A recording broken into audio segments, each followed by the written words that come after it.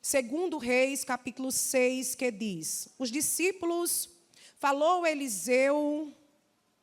Estou aqui, que eu botei na outra linguagem. Disseram aos discípulos dos profetas a Eliseu: eis que o lugar em que habitamos contigo é estreito demais para nós.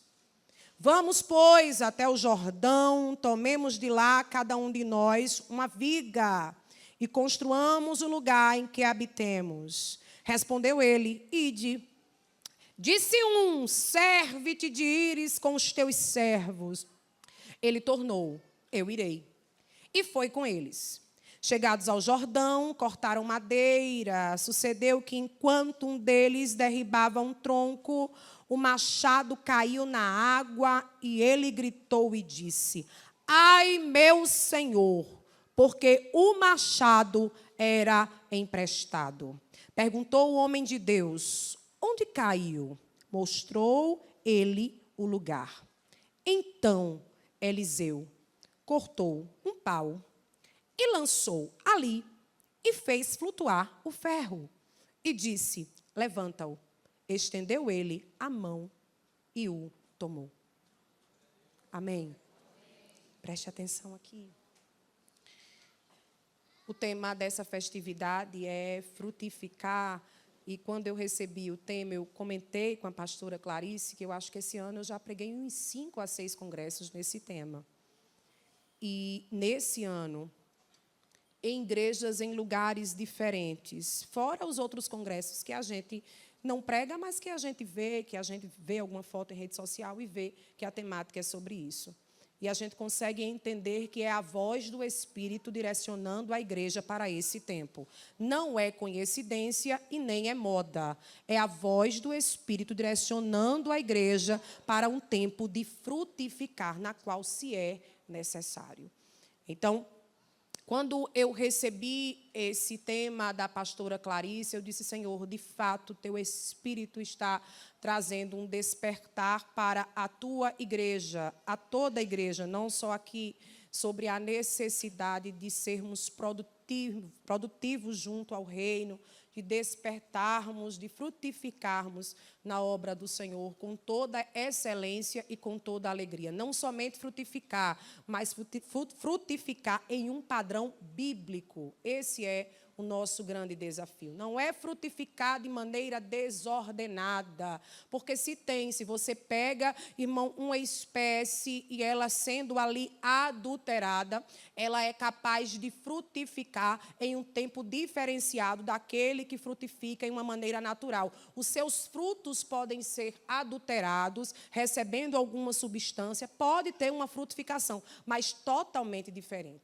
E o nosso desafio, enquanto igreja de Cristo, não é somente frutificar, mas manter-se frutificando no padrão bíblico, acreditando que, seguindo a Bíblia, sim, nós frutificaremos da maneira certa.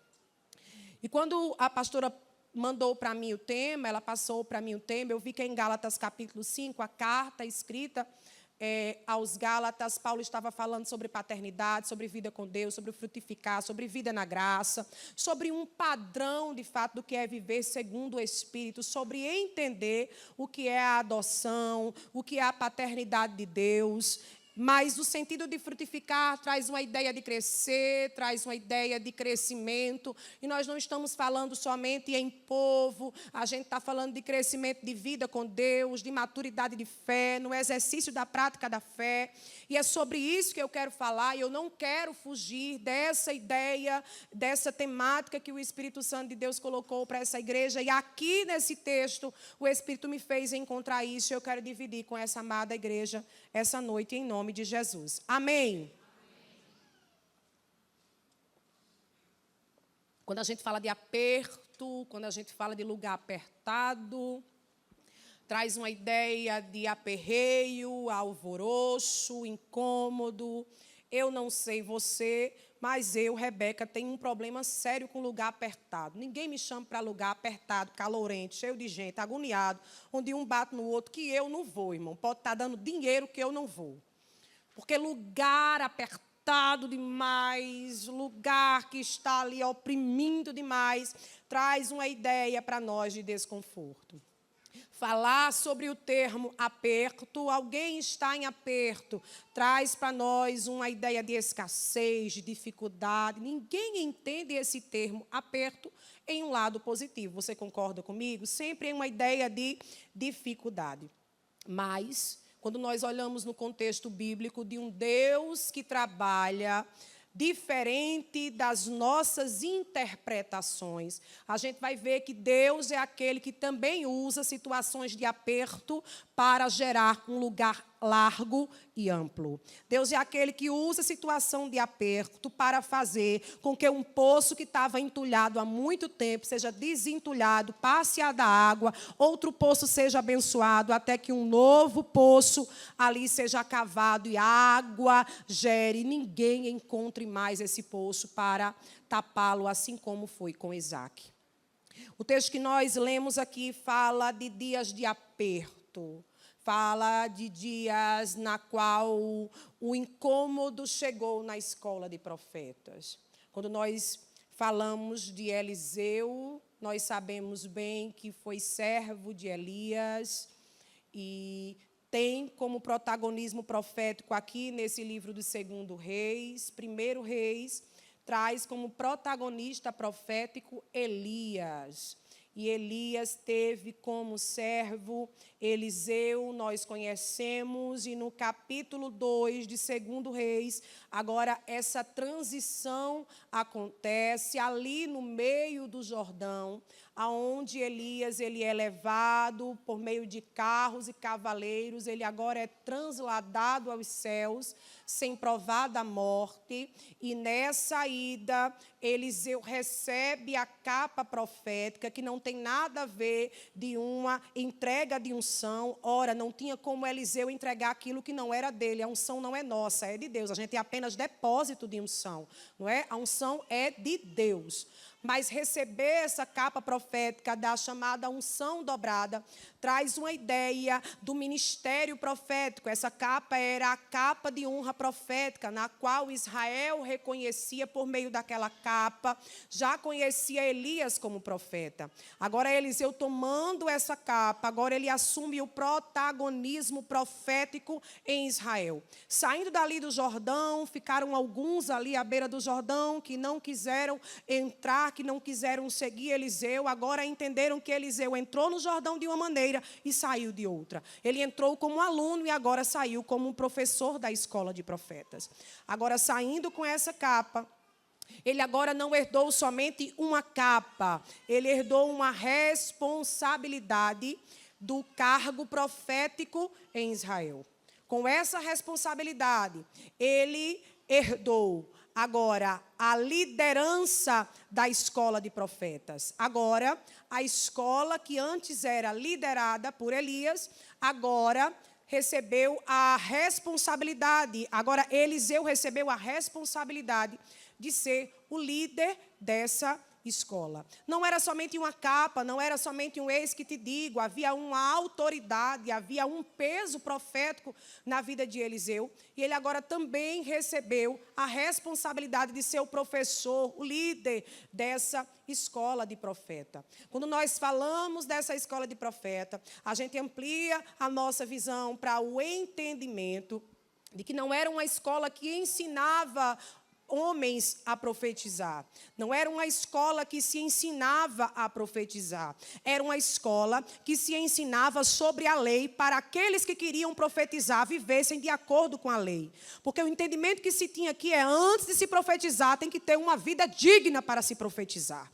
Não se profetiza para se ter uma vida digna, se tem uma vida digna para abrir a boca e ser profeta. A escola não era para ensinar ninguém a falar, eis que eu te digo. A escola era para ensinar para que todos aqueles que quisessem ou que tivessem linhagem profética sentassem ali para viver uma vida digna de profeta.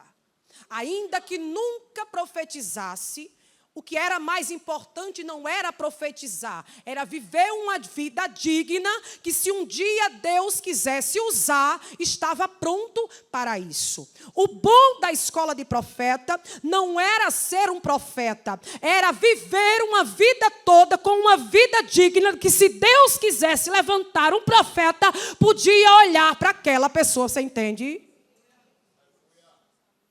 Então, podia passar a vida toda sendo aluno da escola de profeta e nunca profetizou. Mas dormi no Senhor dizendo assim, não profetizei, mas vivi uma vida pronta e digna, que no dia que Ele quisesse me usar, eu estava pronto. A escola de profetas era para isso, não era uma escola onde as pessoas simplesmente recebiam título, recebiam um certificado. Não, irmão, chamado de Deus não é assim. Títulos não são chamados, certificados não são chamados. Chamado é uma coisa, e quem é chamado e tem título, melhor ainda. Mas quem tem título e não tem chamado, não adianta. Porque título é uma coisa e chamado é outra. A escola de profeta era para quem era chamado. E agora cabia a Eliseu preparar, instruir o coração daqueles homens. Era uma escola de homens, discípulos. Agora, para conhecer a lei de Moisés, a Torá, para que vivessem uma vida digna de um dia, se Deus quisesse usá-los, profetizar. Só que a escola foi crescendo. E que bom que a escola estava crescendo. Porque estava crescendo o número de pessoas que queriam aprender a viver uma vida digna em Deus. Que bom que a escola estava crescendo. Tem aperto que é bom. Tem aperto que alegra a alma. É bom ampliar a igreja e ver que a igreja já está pequena. É bom demais. É bom demais quando Deus alarga algumas coisas e a gente olha e diz assim, Senhor, precisa fazer mais. A escola estava pequena porque agora tinha mais homens querendo servir num padrão de excelência a Deus. E tem aperto que alegra a alma. Esse é o tipo de aperto que alegra a alma. De ver que está chegando mais gente, porque Deus está acrescentando debaixo da tenda. Decomante a sérigia.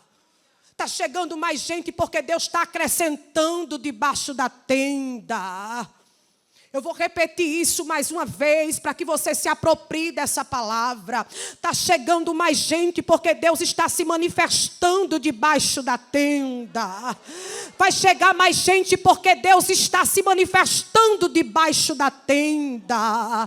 Vai crescer mais, porque a mão de Deus decidiu se colocar acima da tenda. Abaraçore minácia. Eu ouvia, quando a gente estava em outro tempo pequeno, eu ouvia meu marido dizer assim, meu amor, pensa num aperreio bom, o quê, filho? Não tinha cadeira hoje e o povo chegando e ficando de pé. Eu digo, tu acha, mãe? Ele diz, eu acho maravilhoso. Porque o povo podia estar em qualquer outro lugar. Um lugar mais confortável, sentado no ar-condicionado, mas a presença de Deus fez o povo ficar em pé, num culto onde não tinha cadeira, porque ali está a presença de Deus. E eu disse, pensando por esse lado, é mesmo. Havia um aperto, porque a escola de profeta começou a crescer, começou a ampliar. E essa ideia de aperto traz uma ideia, deixa eu ver como eu explico, não sobre o tamanho do lugar propriamente, mas o que está dentro dele. Vou explicar. A ideia do aperto não é só sobre o tamanho do lugar, mas o que está preenchendo esse lugar. Se essa igreja fosse metade desse espaço, estou dando um exemplo daqui, que é o lugar que nós estamos. Mas se em metade desse espaço só tivesse 3 crentes, a gente ia considerá-la grande ou pequena? Grande. Porque a ideia não é sobre o lugar, a ideia é sobre o que preenche o lugar. A ideia não é sobre o lugar. A ideia é sobre o que preenche o lugar. Agora, quando o lugar é preenchido por uma presença maior, por uma graça maior, aleluia. Quando o lugar é preenchido sobre a presença que é sobremodo excelente, aí o lugar que é pequeno, que é grande, começa a ficar pequeno. Porque a glória começa a encher, começa a acrescentar, Deus começa a fazer.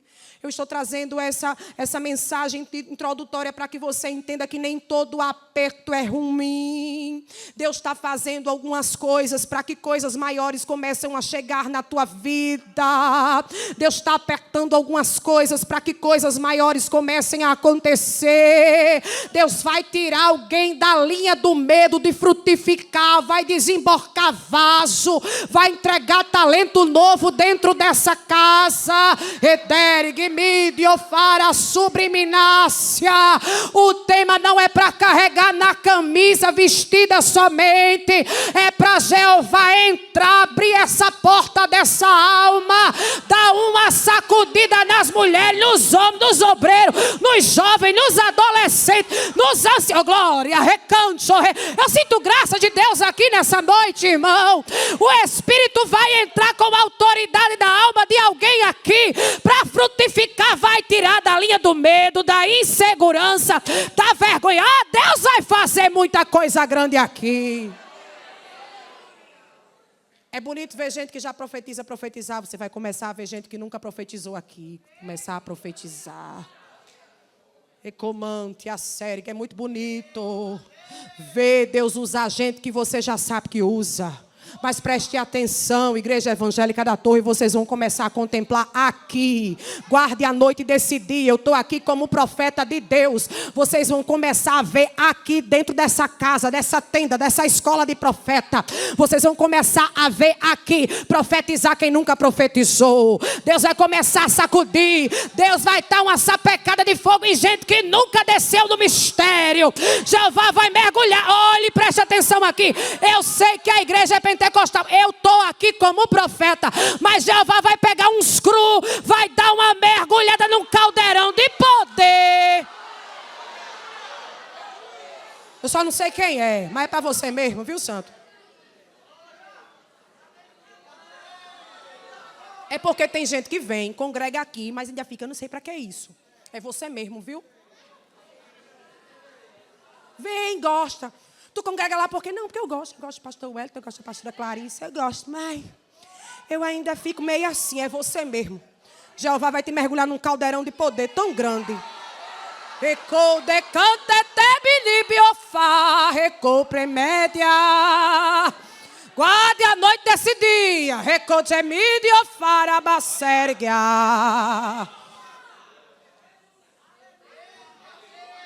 Só estou dizendo o que Jesus está mandando, deixa eu voltar para o texto.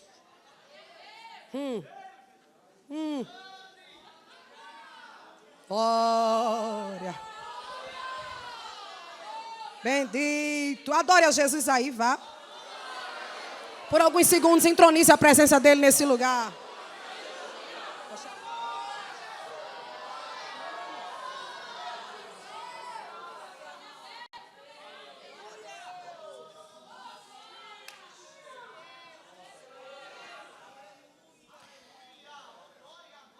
A escola ficou pequena. Havia aperto, mas esse aperto aqui não era ruim. A gente passou um aperto muito grande lá na igreja. Uma luta muito grande,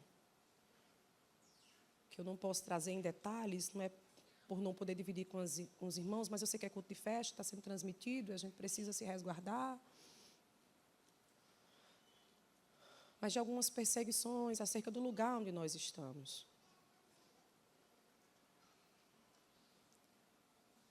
Tem aperto que vem para o bem. Tem lugar estreito que Deus está te colocando, porque tem uma vereda maior que você nem imagina. Esse aperto desse momento não é para te matar. Eu preciso dizer essa palavra. A notícia do aperto veio em maio. E a escola teve que ser ameaçada para que o povo clamasse. Eu recebi uma ligação, nem estava por aqui, estava fora do país. A menina ligou para mim e disse, pastora, isso. Eu disse, minha filha, Eu só conversava com Jesus assim, parecendo que estava conversando, mas eu nunca orei sobre isso. Mas a partir de hoje eu vou orar. Jesus vai fazer um negócio grande. Porque Jesus não vai deixar o braço de Faraó triunfar sobre a igreja dele. Não vai. Jesus não. E as coisas tiveram que apertar para a escola crescer. Nós estamos lá, irmãos, pela fé, comprando terreno, a construção começou de uma maneira inexplicável, mas o aperto teve que chegar. Quero lhe dizer, esse aperto aqui desse texto foi benéfico. Eu gosto quando Paulo disse, escrevendo aos crentes em Roma, aos romanos no capítulo 8, todas as coisas cooperam para o bem daqueles que amam a Deus e são chamados para o seu propósito. É bem verdade que essa é uma palavra que a gente traz muitas vezes para, como é que eu posso dizer, trazer um consolo para alguém que esteja passando por uma adversidade, até para alguém que não serve a Deus, que não pratica a nossa fé, que é ímpio. E a gente diz assim, todas as coisas cooperam para o bem daqueles que amam a Deus, mas essa palavra amam a Deus, no sentido original grego, traz uma ideia daqueles que vivem para Deus. Não é amar em um discurso de eu amo a Deus, eu amo a Deus. Não, não é sobre um discurso de amor superficial, mas uma ideia de prática e de vida com Deus. Então, tudo coopera para o bem, para aqueles que andam com Deus e vivem para Deus. Então, quem não anda com Deus, tem coisa que coopera para o mal. É fato. Agora, nós entendemos que todas as coisas cooperam, elas contribuem. É como algo que está fora do trilho, mas porque serve a Deus, tem que se alinhar ao propósito. O que era para dar errado, dá certo. E até os apertos da vida também são assim. As aflições do presente momento, as agonias, as notícias inesperadas, as histórias que nós vivemos, aquilo que nós não esperamos viver, os apertos que acontecem, eles também contribuem para o nosso crescimento, para a nossa frutificação. Agora entenda, a escola estava pequena, apertada, alguém se incomodou com o aperto. Eu costumo dizer que toda vez que Deus traz uma visão, Ele também dá uma direção. Eu tenho um problema. Eu tenho um problema com quem diz que vê tudo e não faz nada. Eu tenho um problema, na verdade, com quem diz que viu só depois que aconteceu. Por aqui não tem não, graças a Deus. É do Jardim Veneza para lá, né? Quando o reboliço acontece, chega assim para mim e diz, pastora, a senhora não sabe. Eu vi. Eu disse, quando? Há 2 meses atrás. Eu disse, fez o quê? Contou para quem? Não, pastor, eu vi, mas eu só fiquei em casa orando. Depois vai cair sangue na sua mão, viu? Eu faço logo um terror, irmão. Porque toda vez que Deus dá uma visão, Deus traz uma direção. Toda vez que Deus traz um incômodo, eu ouvi uma frase que ficou na minha alma. Tudo que nos incomoda, Deus quer fazer gerar propósito. Tudo que nos incomoda, Deus quer que vire um propósito na nossa vida. Alguém estava no aperto e todo mundo estava acomodado no aperto. Ninguém se atentou que a escola precisava crescer. Sabe por quê, queridos? Porque crescer dá trabalho, crescer causa bagunça. Vocês estão hoje lindos, esses dias de festa, que lindos, mas o alvoroço que vocês viveram para viver tudo isso aqui. Como é que foi? Tudo fora do lugar. Fala para mim, tudo sujo. Guarda a cadeira para não sujar, guarda isso, guarda aquilo, guarda material de som. Você já passou por isso. É uma agonia.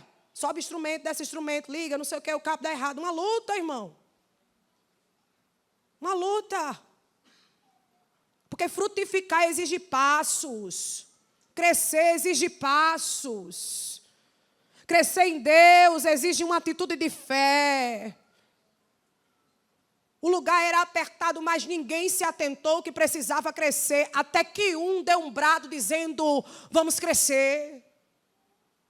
Até que um deu um brado dizendo, vamos descer ao Jordão, buscar madeira e ampliar a escola. Eu gosto de gente que é entusiasta, de gente que contagia, de gente que leva pessoas à visão de crescimento. Eu gosto de gente que contagia a escola para entender que é possível crescer. Eu gosto de gente que faz parte de departamento, que acredita que faz parte daquele departamento e que ama estar ali, que quer fazer o departamento crescer. Eu gosto de gente que faz parte de uma igreja e ama quando a igreja está crescendo e não foca quando um sai. Foca quando um sai, mas não se atenta a 10 que chega. Eu gosto de gente que quando olha para o aperto diz assim, é possível crescer. Deus está conosco. Ele é a nossa bandeira. Ele é Jirê. Ele é Rafá. Se precisar de providência, Ele tem dinheiro. Se precisar de cura, Ele sara. Se precisar de salvação, se, aleluia, precisar de peleja, Ele é o Sabaô que desce do arraial e peleja. Mas as coisas não vão ficar do jeito que estão. É tempo de crescer. É tempo de alargar a tenda. A escola vai crescer. Aleluia! Repare que estava apertado para todo mundo, mas só um se atentou a crescer. Não tem problema quanto a isso. Um se atentou a crescer, mas um contagiou o coração de outros para entender que era necessário crescer.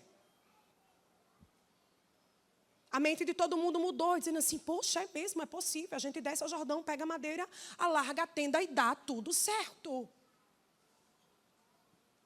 É uma história que revela como é bom estar do lado de gente certa, que entende que é possível crescer. É a história que faz a gente entender o quanto é bom estar do lado de pessoas que, tendo a visão de Deus, entende que é possível crescer, avançar, progredir. Deus vai te tirar desse estágio. Deus vai te tirar dessa... A minha história está boa, pastor. Ele vai fazer algo maior, ele vai fazer algo extraordinário. Tem um alargar de tenda, e esse alargar de tenda não é somente físico. Deus vai alargar a tenda do crescimento. Deus vai alargar a tenda lá na tua casa, a família, o lar. Deus vai fazer algo extraordinário. Extraordinário, essa é uma palavra profética para esse tempo. Tem alargar de tenda em todos os lados. Bendito Deus. Aleluia. Sabe que um se incomodou e diz, vamos crescer. E aí quem estava perto disse, vamos, que ideia boa. Como é que a gente vai fazer? Aí alguém já traz uma ideia. Diz assim, vamos fazer o seguinte, vamos todo mundo se juntar, cheio de homem aqui, vamos descer, vamos lá no Jordão, vamos arrancar cada um uma viga, a gente traz e alaga e vai dar certo. E o plano é ótimo e muito bom, embora, todo mundo vai. Pega cada um suas ferramentas, mas tinha um que queria ir, mas não tinha como. Todo mundo vai. Mas eu vou como? Porque eu não tenho machado para arrancar lenha. Eu queria ir. Mas eu não tenho uma condição de ir. Como é que eu vou? Como é que eu vou? Um comentarista bíblico chamado Beacon diz que nessa época aqui, não era todo mundo que tinha essas peças de ferro. Digamos que era algo novo, moderno. Não era algo acessível a todo mundo, não era todo chefe de família, dono de casa, que tinha um machado para si. Era ferramenta, era muito específico para quem queria utilizá-la. Todo mundo se prepara para ir. Leva uma ideia para Eliseu, Eliseu libera uma palavra de bênção dizendo vão. Só que tinha um que não tinha como, mas pensou consigo, eu vou pedir emprestado.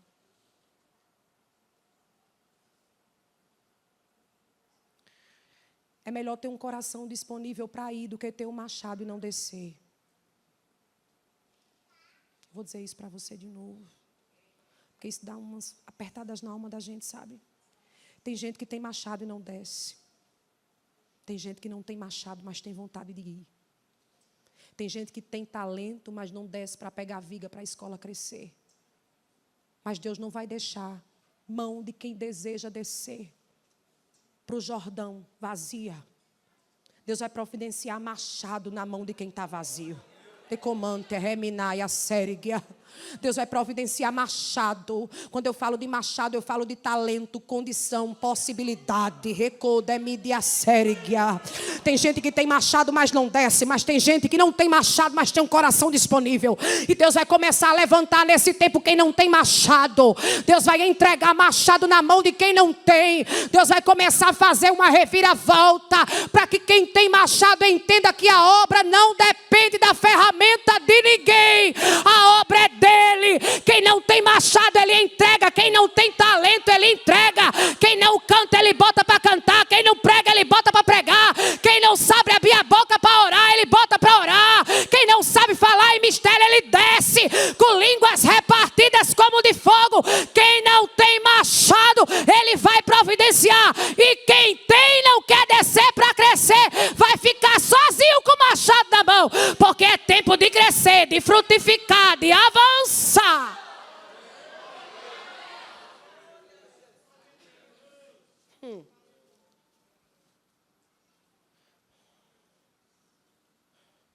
Tem gente que tem e não vai. Tem gente que não tem, mas tem um desejo de ir. Tinha um que olhou para a possibilidade e disse assim, eu queria tanto ir, mas eu não tenho. Mas eu também não quero ficar sem ir. Quer saber? Eu vou pedir emprestado. Quando a gente fala de empréstimo nesse tempo, a gente fala de um negócio sério. Lá em Êxodo 22 fala sobre isso. Sobre a seriedade do que era empréstimo. Primeiro que não podia cobrar juros quando se tratava de dinheiro. Nem podia, nem pode, né, irmão?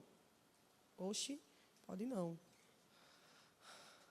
Mas quando se falava de pertences, animais,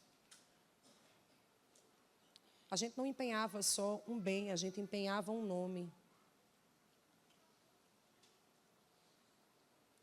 Quando a gente vê, segundo Reis capítulo 4, que a mulher pede as vasilhas emprestadas, não poucas, a gente não fala só de alguém que tinha amizade com os seus vizinhos também, mas a gente fala de alguém que tudo se foi, mas a credibilidade ficou. Foi marido, foi dinheiro, ficou dívida, mas tinha credibilidade, porque ninguém ia se propor a emprestar vasilha a quem não tinha credibilidade para receber. Quando a gente fala nesse tempo de empréstimo, irmãos, a gente está falando de credibilidade. A gente não fala de empréstimo como não é no nosso tempo, na nossa cultura, não. A gente rompe esse abismo e vem para o nosso tempo, né? Porque tem gente que é melhor a gente dar do que emprestar. Você conhece alguém assim? Conhece não, só quem conhece sou eu. Né? Tem gente que você não empreste livro, dê logo, faça uma dedicatória, toma para você, vá na fé de Jesus que eu compro outro. Né? Ou se não manda um PDFzinho, porque se você emprestar não volta. Tem gente que não adianta você emprestar sapato, vem todo desmantelado. Né? Você empresta uma roupa, vem fubenta do sol. A gente tem maior cuidado, compra uma roupa nova, lava na mão, bota na sombra, aí empresta, desmantela o maior do mundo. E quando você empresta tapaué que vem riscada de faca, é o cão, irmão. Vá por mim, deixa eu abrir um parênteses aqui. Deixa eu abrir um parênteses aqui no meio dessa palavra. Vá por mim. Sabe aquele sorvetinho que você toma? Guarde. A vasilha do sorvete, guarde. Porque qualquer visitinha você diz, vá na fé. Leve, é seu, a comida e o pote. Não é assim, irmã? Ô, dura, quando você recebe a tapaué, está lá o riscado de faca de Satanás passou aqui, mexeu nessa tapaué para afligir a minha alma. Ô, Jesus. Mas aqui não era assim, não. O negócio aqui era sério.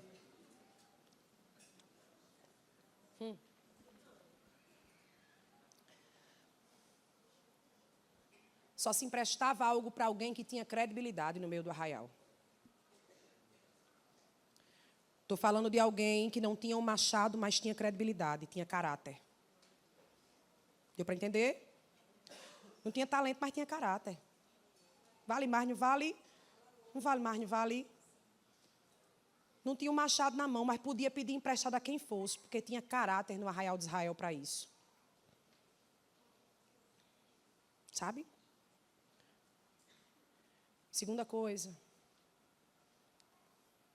Quando eu pedi algo emprestado para alguém, esse alguém não estava emprestando só a mim.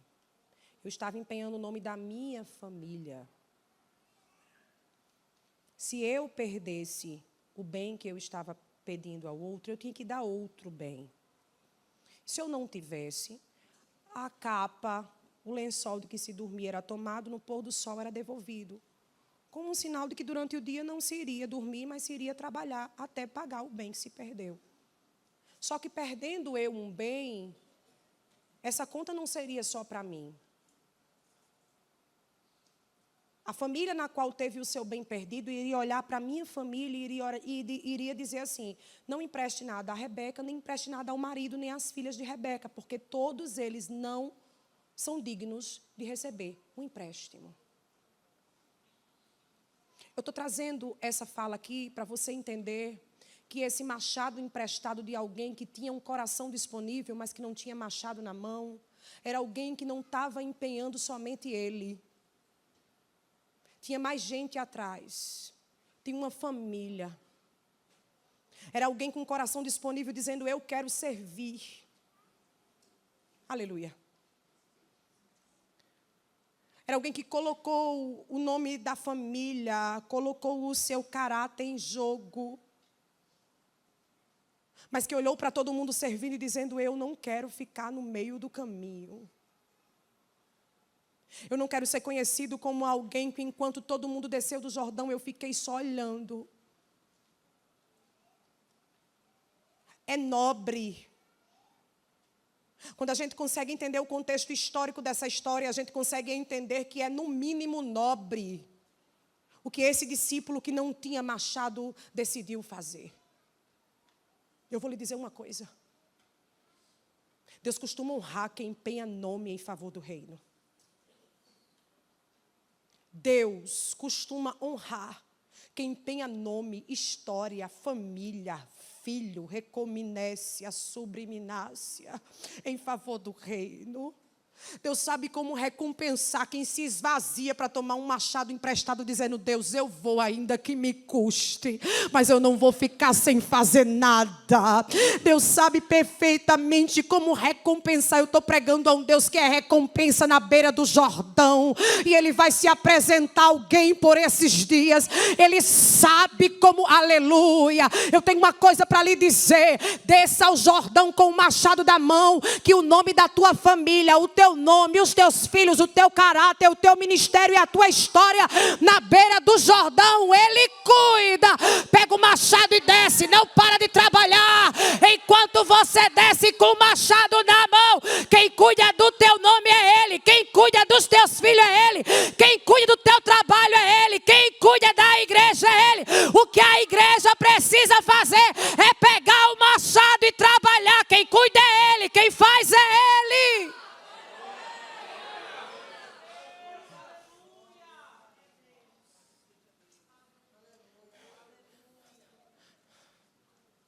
Irmão, Deus sabe colocar no lugar pessoas que tentam negociar com Deus para descer com o machado na mão. Um dia Jacó tentou fazer isso. Se o Senhor me der o que comer, o que vestir, o que calçar, me garantir voltar para o meu pai, bererei, bererei, bererei. Aí o Senhor vai ser o Senhor. Tá bom, vou lhe encontrar numa madrugada. Lutar contigo, marcar tua coxa, te deixar manco. Não vou te dar garantia de nada, ainda vou mudar o teu nome. Para te mostrar. Não teve garantia de nada, irmão, lá no Val de Jaboque. A história que ele contou para Deus, Deus nem contou para ele. Deus nem para chegar assim. Tu lembra daquele dia que eu disse que nem Deus disse: bora, vem cá, vou lutar com você de manhã, diga qual é o seu nome. Vou mudar seu nome, toma uma lapada na coxa, vai voltar mancando com uma história nova. Aquilo ali não foi um Deus que agiu com vingança com Jacó. Foi um Deus que mostrou para Jacó: Jacó, eu conheço as tuas impossibilidades, as tuas fraquezas, mas tem uma coisa, é nelas que eu vou me aperfeiçoar, que eu entro, mostro que quem cuida de ti, quem cuida da tua descendência, quem cuida da tua história sou eu. Deus sabe cuidar do nome, da credibilidade, do caráter de quem desce com o machado na mão. Todo feliz. Quando todo mundo ia, alguém disse assim, porque disse ao profeta assim, vai. Disse ao profeta que ia, um profeta disse, vão, pode ir. Só que alguém se atentou, olhou para o profeta e disse assim, vamos com a gente. Vamos com a gente, profeta. Porque é tão bom seguir passos de crescimento com pessoas certas.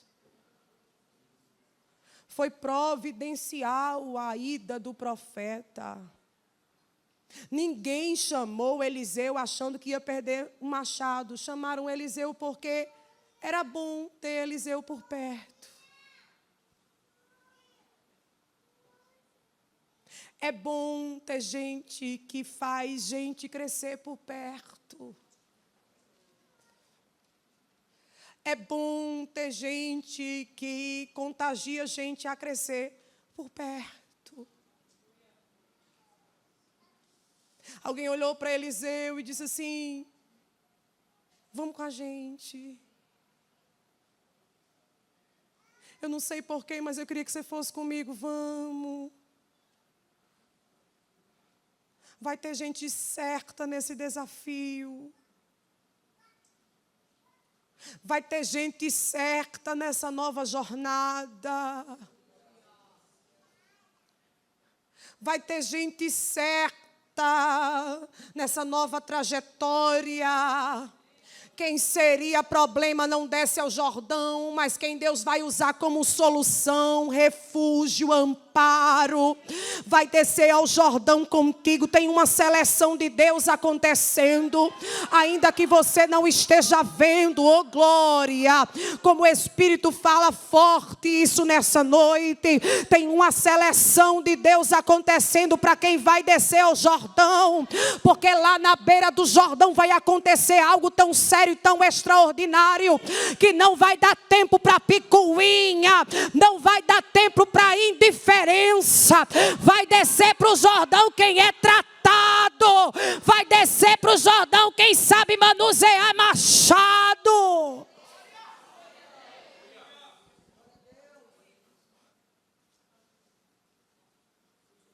É bom seguir desafio do lado de pessoas certas. É bom. Alguém se preocupou em ter a pessoa certa, o profeta do lado, dizendo, vamos. Ninguém, foi um que disse assim, vamos com a gente. Ele disse, irei. Havia um plano, havia um projeto. O plano era a gente desce, o Jordão estava em época de cheia. A gente arranca cada um a viga, sobe do Jordão e tudo dá certo. No meio do caminho, que alguém chama de imprevisto, a gente vê como condição de milagre. Todo mundo desce, o homem que pediu o machado emprestado vai lá, satisfeito. E acontecem umas coisas, umas ações de Deus que a gente não entende. Porque é que tem algumas coisas que apertam com quem anda com machado emprestado.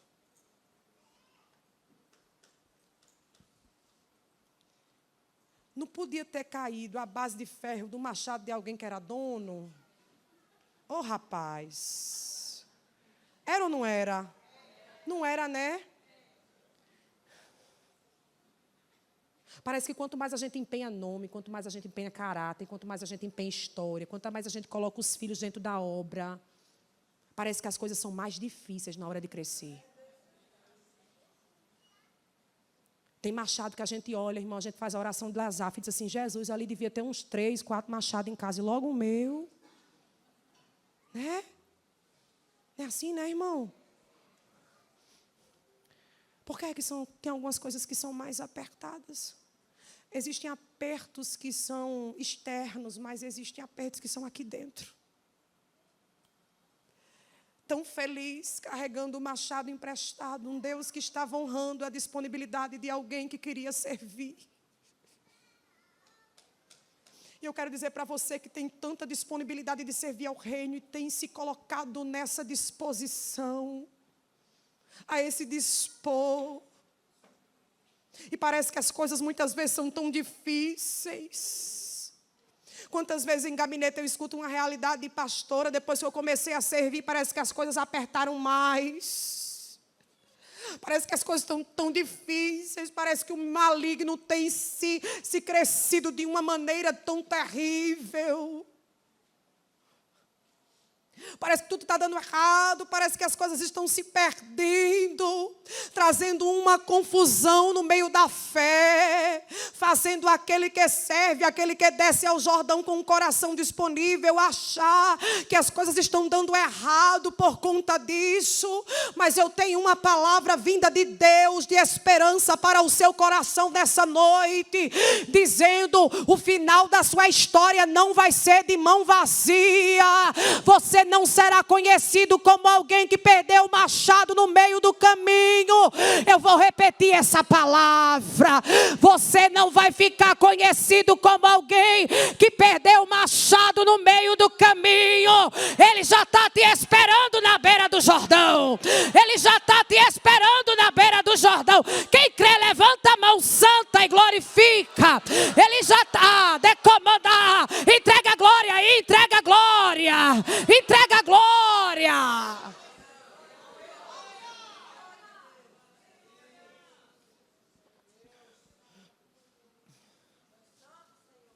O plano era cada um tira uma viga.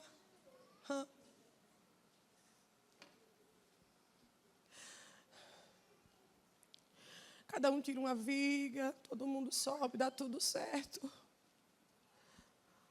O Jordão estava em cheia. Um tira aqui, outro tira ali. O que estava mais comprometido, que era o que estava com o machado emprestado, quando tenta tirar a viga, a gente não sabe em qual altura, se ele já tinha tirado a viga, se não. O que a gente consegue entender na descrição bíblica é que a peça de ferro do machado se solta. Soltando-se da base de madeira. O desespero daquele homem, o grito dele foi: ai, meu Senhor, porque o machado era emprestado. Agora veja que a aflição dele é lembrar que aquilo ali não era dele. Se fosse dele, talvez ele não cuidaria tanto e não se preocuparia tanto. E é bom a gente entender que a gente está cuidando de coisa que não é da gente. Olhe para mim. O cargo não é seu. O departamento não é seu. A igreja não é sua, não. Você está cuidando do machado, mas é emprestado. É bom a gente descobrir nas situações da vida que a gente está cuidando de coisas que não é nossa. A unção não é sua. E é por esse comprometimento com aquilo que não é seu, que eu e você precisamos ter um comprometimento de viver uma vida no padrão para receber aquilo que não é nosso e que prestaremos conta daquilo que não é nosso. Entendeu? Se fosse dele, ele não teria se importado tanto.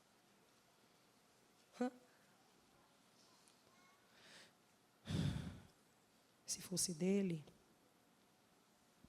é provável que o machado não teria flutuado. É por isso que tem umas coisas que dá mais apertado para a gente. Entende? É por isso que tem umas coisas que dá mais apertado para a gente. A gente fica se perguntando por que quem era o dono do machado não perdeu. É porque quem era o dono do machado tivesse perdido não tinha dado tanta importância. Tem gente perdendo o machado no meio do caminho e anda como se tivesse alguma coisa na mão, na qual já perdeu faz tempo. Tem gente que acha que o que carrega é de si próprio. Já perdeu há muito tempo e anda como se tivesse alguma coisa na mão. É por isso que quem sabe que o que carrega não é de si mesmo sofre. É por isso que tem algumas coisas que soam mais difíceis para você e para mim, porque a gente sabe que o que a gente carrega não é nosso e a gente tem que subir ao Jordão e prestar conta ao dono. Se você e eu quisermos viver como se a gente for o dono daquilo que não é nosso, a gente pode viver. A gente vai perder no meio do caminho e a nossa história vai ser fadada, falida, a ser conhecida como alguém que um dia já foi e não é mais. Olha, irmão, eu vou lhe dizer uma coisa debaixo do sangue de Jesus. Na minha trajetória cristã, se tem uma coisa que eu temo em Deus, o meu coração, eu escondo meu coração em Deus, é um dia alguém me olhar daqui a 15, 20 anos, lá no centro da cidade da Lagoa, e dizer assim, ó, Rebeca, que já foi tão usado por Deus, e agora a gente nem vê que é crente. Como eu vejo algumas pessoas na rua, no shopping, no centro da cidade, caindo, meu Deus do céu, o brilho se foi. É um temor da minha alma. Alguém me vê daqui a 15, 20 anos e assim, tu lembra, pastora Rebeca? Tu lembra? Lembro. Menino, vi na lagoa, não tem nem mais jeito de grande. Jesus, me esconde em ti, o teu sangue tem poder.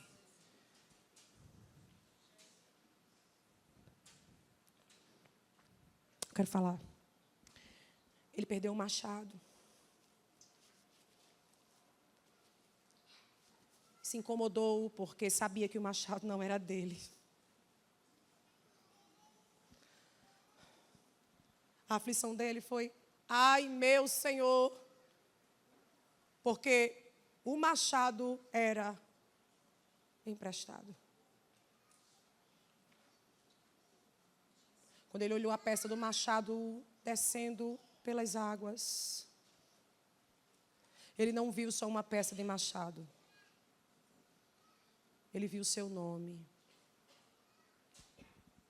Ele viu a sua credibilidade diante dos que o rodeavam. Ele viu a sua família. Quer que eu lhe diga uma coisa? Tem umas consequências na beira do Jordão que se fosse só comigo eu até aguentava, sabe? Tem umas consequências na beira do Jordão que a vontade que dá é jogar machado, é jogar base de machado, é jogar tudo. É sair correndo da escola de profeta, mas quando a gente olha para as águas profundas e não vê o machado que se perdeu, a gente vê que a gente não está sozinho nessa. Sabe por que não dá para abrir mão de algumas coisas? Você não está sozinha nessa, você não está sozinho nessa. Esse machado que você carrega leva o nome dos teus filhos, da tua casa, da tua família. Leva a história de uma geração que Deus colocou na tua mão e precisa que você permaneça nele frutificando. Dá para entender que você não está sozinho nessa história. Dá para entender que se você desistir, quem ficou na tenda desaba. Dá para entender que quando o machado se perde, a conta não é só para você, mas tem gente que não tem nada a ver, que precisa que você persevere para recuperar aquilo que se perdeu.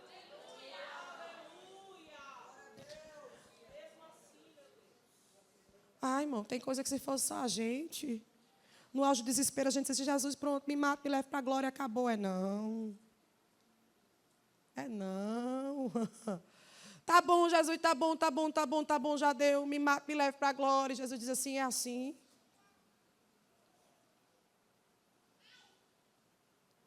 Tem gente que não gosta, eu também não sou muito acostumada a fazer isso, mas eu queria que você dissesse para alguém do seu lado. Você não está sozinho nessa, você não está sozinha nessa.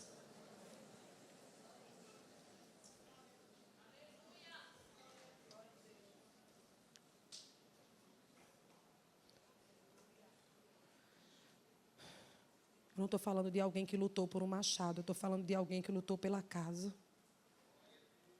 Eu não estou falando de alguém que lutou só por um machado, eu estou falando de alguém que lutou pela família, pelo nome, pela história, pelo ministério.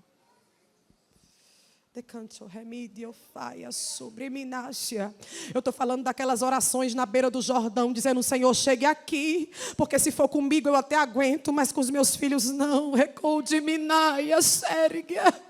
Eu estou falando daquelas orações na beira do Jordão, que a gente diz assim, Senhor, se for comigo eu aguento, mas a tua igreja não. Eu estou falando daquelas orações que a gente fez para recuperar o machado que se perdeu no meio do caminho, dizendo, Senhor, chegue aqui, porque se for comigo o Senhor pode me levar, pode me consumir, mas existe uma história. Tem gente que ainda precisa, que eu suba desse Jordão com esse machado na mão. Eu sinto graça de Deus aqui nessa noite. Ele não estava sozinho.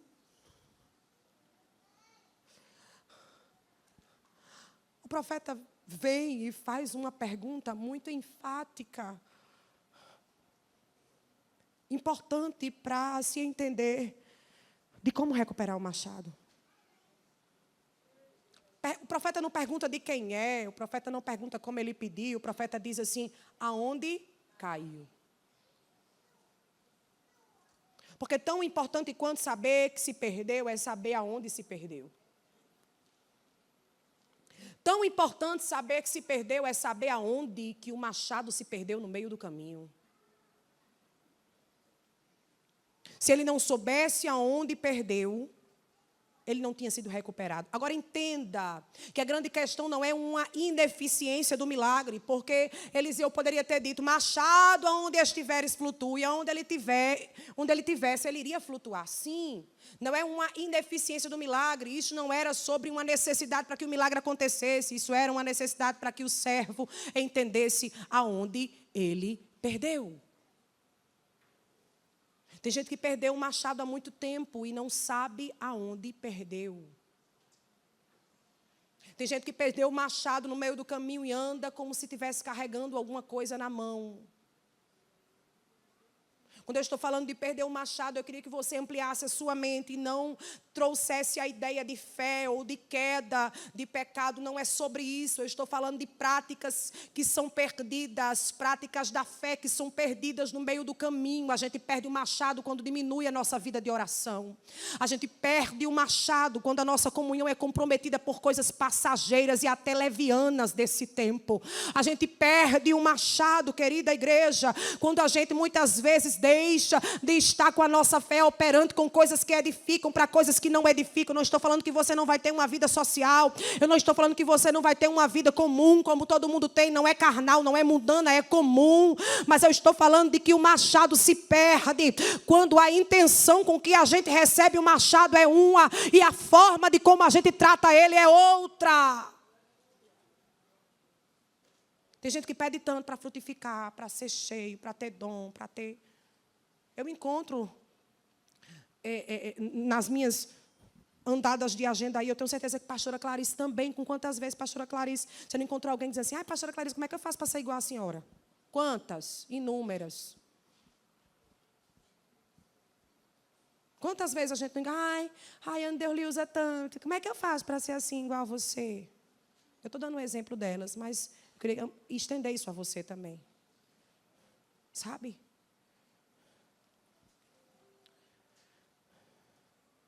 Eu queria tanto ser usado por Deus. Ser usado por Deus vai custar a gente recuperar o machado algumas vezes no meio do caminho. Ele diz, eu perdi o machado aqui. Eu sei onde ele se perdeu. O profeta vai lá. Libera a palavra. O machado desafiando a lei da gravidade, a gente já sabe disso, ele flutua.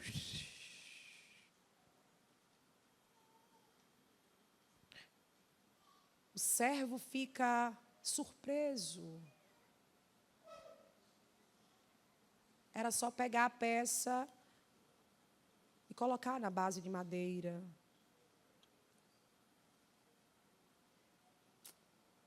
O problema não era a base de ferro. O problema não era o que tinha se perdido somente. Havia um problema no que também estava na mão.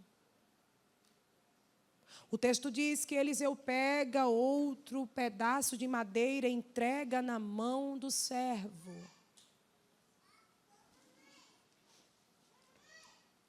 Para que ele coloque a peça de ferro novamente e tenha um machado na mão. Olhe bem para mim aqui. Se a banda puder ir subindo para me ajudar. Olhe para mim aqui.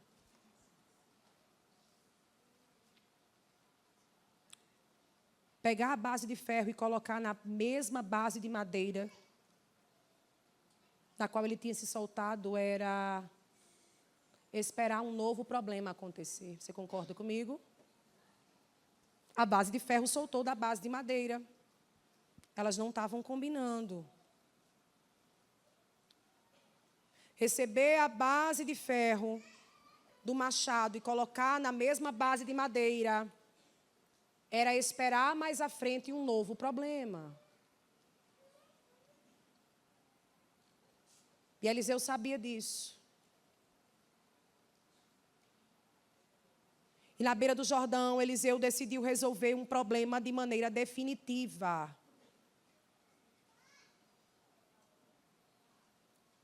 Eliseu pegou uma base de madeira, entregou na mão do servo. Ele viu a base de ferro, recebeu, colocou ali.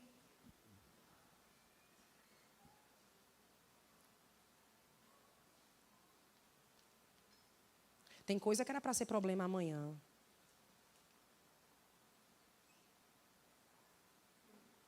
Tem coisa que era para ser problema de novo.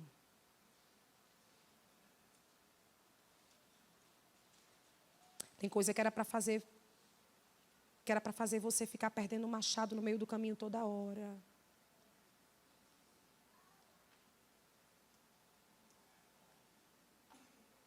Tem coisa que era para ficar mantendo você no mesmo ciclo de perde e acha, levanta, cai. Constância e inconstância. Ora está lá em cima, ora está lá embaixo. Ora está ardendo, ora está só as cinzas. Ora está lá em cima, operante, ora está totalmente inoperante. Só que Deus vai mudar o que está nas tuas mãos. Deus vai tirar a inconstância. Deus vai remover as cinzas. Oh, glória. Oh, glória. Oh, glória. Oh, glória. Eu sinto graça de Deus aqui nessa noite. Oh, glória. Oh, glória. Deus vai arrancar o que seria um problema no futuro de novo. Deus vai arrancar o que seria um problema no futuro de novo. Deus, aleluia. Deus vai cessar o que seria um problema no futuro. Deus está encerrando o que arrancaria muitas lágrimas dos teus olhos. Deus está entregando um machado. Deus está entregando uma autoridade. Deus está entregando. Tem alguém que recebe essa palavra aqui?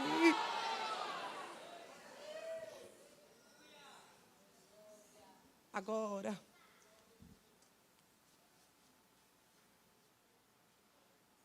você não vai subir ao Jordão, do Jordão,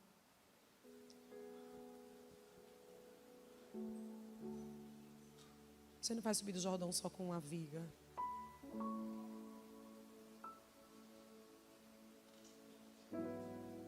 Você vai subir com história.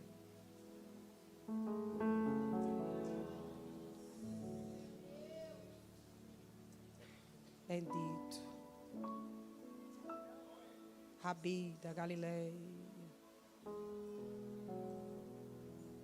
Bendito. Alguém te vê subindo do Jordão e pensa que é só uma viga. Que está nas tuas mãos tem história.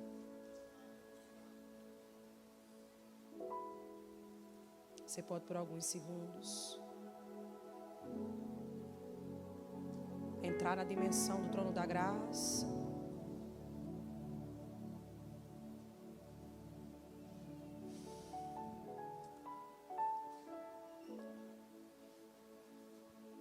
A sua história não vai ser conhecida como um dia já foi. Você não vai terminar os seus dias de mãos vazias.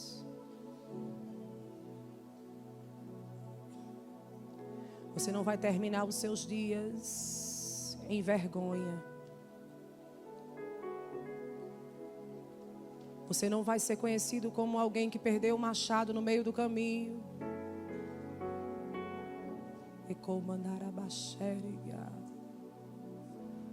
Tem uma graça que aviva os crentes nessa noite. Te comante, rebe forigimante, o remite, o cante, lebre forigia. Há uma graça de Deus aqui. Você não será conhecido como alguém que perdeu o machado no meio do caminho. A tua casa não vai ser conhecida como uma casa que perdeu o machado no meio do caminho. Eu vou fazer o impossível flutuar. Edecancho, pra subir, recamandore. Eu sinto graça de Deus aqui. Entra nessa dimensão de graça comigo, vai. Abre essa boca santa. Ele vai fazer o machado flutuar. Ei, pra ser que eu mando pra. Quando o machado flutuar, o coração de alguém vai se quebrar. Quando o machado flutuar, a realidade de alguém ele vai mudar. Quando o machado flutuar, um diagnóstico ele vai reverter. Quando o machado flutuar, um tempo novo da família ele vai trazer. O machado vai flutuar. O machado vai flutuar. Quando o machado flutuar, essas paredes vão cair de uma por uma. A frente vai ficar na rua. O machado vai flutuar. Vai flutuar. Vai flutuar. Vai flutuar. Adore, igreja evangélica da Torre. O machado vai flutuar.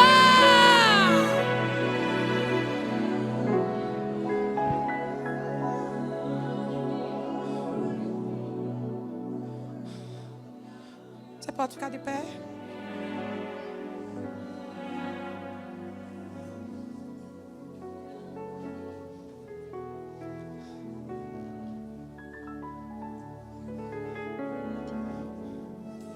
Rayane vai cantar comigo. Bora cantar aquele hino, Rayane, que a gente cantou naquele dia.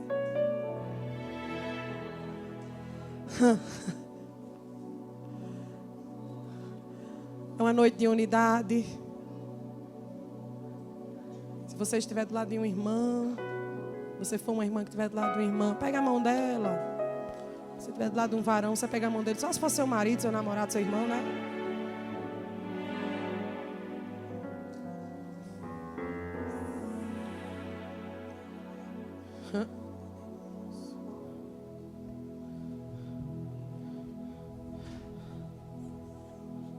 Um dia alguém pensou que essa escola não ia crescer.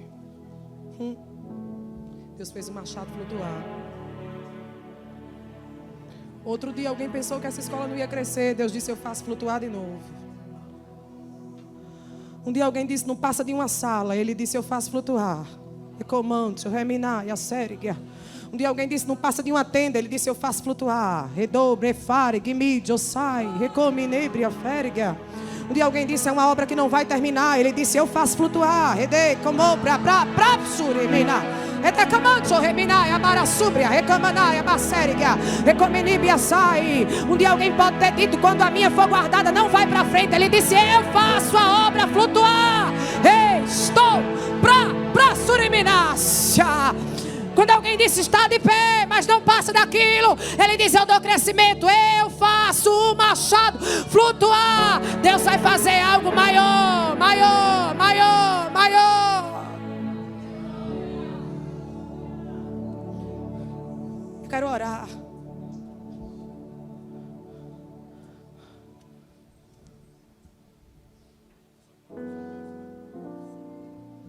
Jesus, eu sinto uma graça de Deus tão grande aqui, irmão. Aqui é tão bom, aqui tem um céu todinho. Essa igreja tem um céu todinho, irmão. O céu está aqui. Oh, glória. Seus dias não vão terminar de mãos vazias. Você não será conhecido como alguém que perdeu o machado no Jordão e nunca mais recuperou.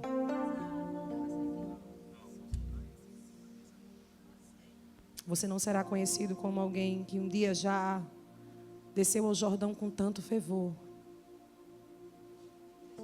E a seta da frieza te encontrou e você nunca mais se levantou. Não é essa a história que Deus tem para você. Ele vai fazer o machado flutuar.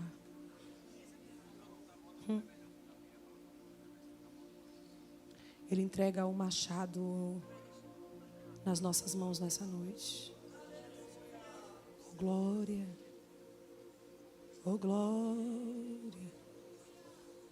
Oh, glória.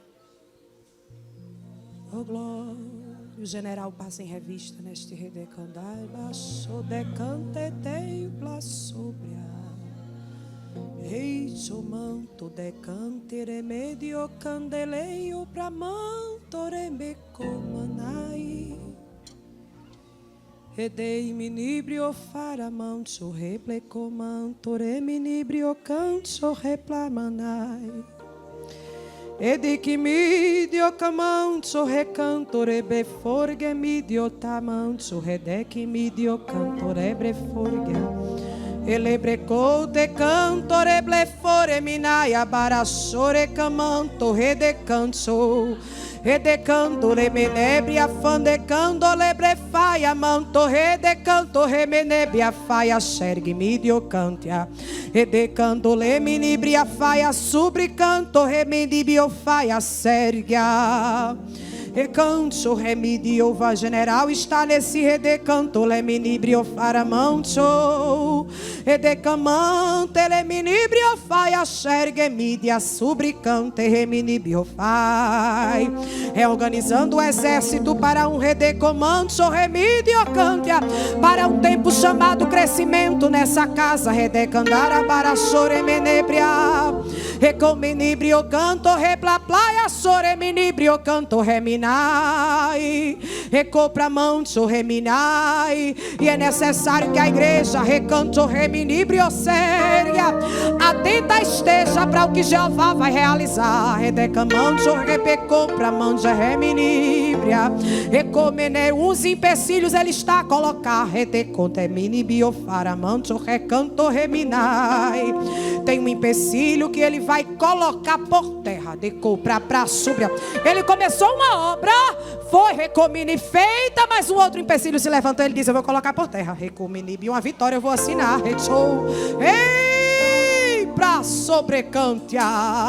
Eu sinto graça de Deus aqui. Você abre essa boca santa e entra nessa atmosfera de graça. Já tem gente recebendo machado na mão hoje. Já tem gente recebendo machado na mão hoje. Abre essa boca. Abre essa boca. Jeová já está entregando machado na mão de crente aí hoje. Hoje, abre essa boca para adorar. Quem tem línguas estranhas, seja renovado e começa a entregar. Quem não é batizado, abra a boca que ele pode batizar. Enche essa casa de glória. Enche essa casa de glória. Ele está nesse lugar.